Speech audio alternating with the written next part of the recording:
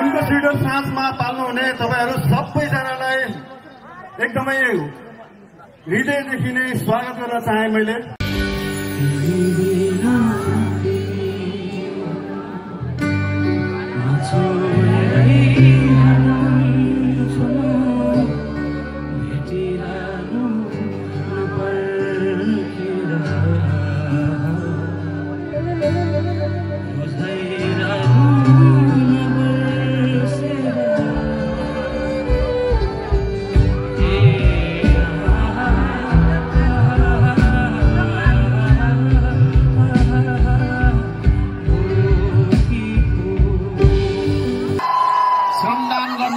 श्रमदान तर मैले श्रमदानमा यो भिड कहिले देखिन त हौ। पर्सि श्रमबार हो, पर्सि श्रमबार ढुङ्गा बोक्नु आउने हो। के को लागि ढुङ्गा बोक्ने? देश बनाउनका लागि, देश बचाउनका लागि है। यो युवाको उपस्थिति श्रमदानमा पनि म हेर्न चाहन्छु। तपाईहरु आउने हो? त्यति मात्रै भन्न चाहे। तपाईहरुलाई थाहा छैन हैन, उनको स्विटर भन्ने फिल्म कहिले आउँदैछ?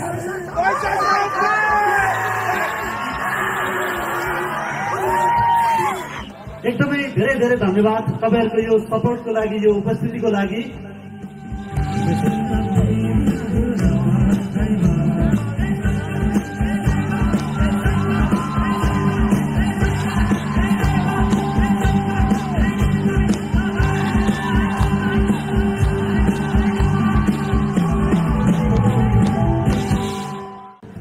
मैले उनको सेटर टिम सँगसँगै धरणीधर काफ्लेलाई पनि लिएर आएको छु।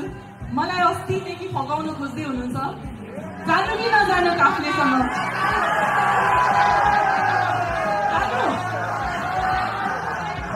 जानु कि नजानु? अलिक साह्रो भन्नुहोस् त, सुनेन। जानु कि नजानु रे?